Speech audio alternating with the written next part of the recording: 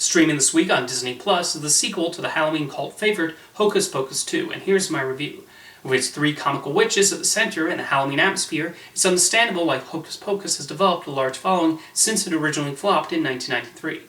The idea of making a sequel almost 30 years later makes sense, especially with Disney's stream platform providing a place for it to immediately gain a significant viewership. Unfortunately, Hocus Pocus 2 is not able to do too many new, interesting, and funny things with the Sanderson Sisters in the story.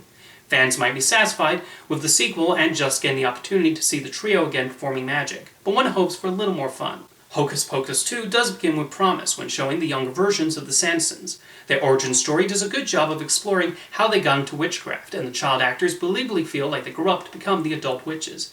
It's when the film moves to the present day that becomes a typical teenage Halloween family movie.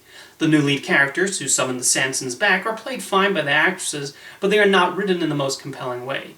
We're given the familiar story of the former friends who drifted apart, and the characters are not interesting enough to rise above the familiarity of that storyline. The stars of the show are the Sanderson Sisters, though the movie does not give them the funniest material to work with.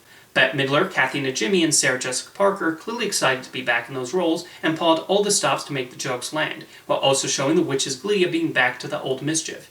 However, despite their best efforts, most of the jokes underwhelm as the movie goes for obvious fish-out-of-water jokes. Hocus Pocus 2 just feels like it's repeating similar gags from the first movie as they fly around Salem on Halloween night. The most inspired bits involve a pair of robotic vacuum cleaners who the witches form a strangely sweet attachment to. This is an amusing running gag, and one wishes the rest of the comedy approached that level of invention.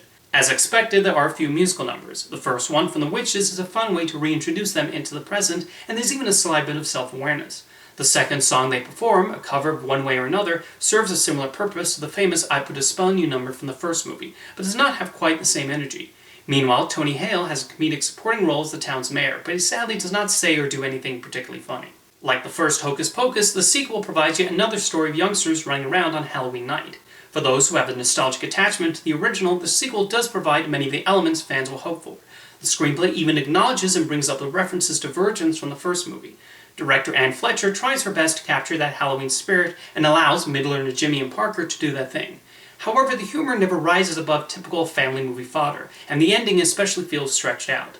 Hocus Pocus 2 will probably still get heavy rotation from people every October, and that's ultimately its main intent.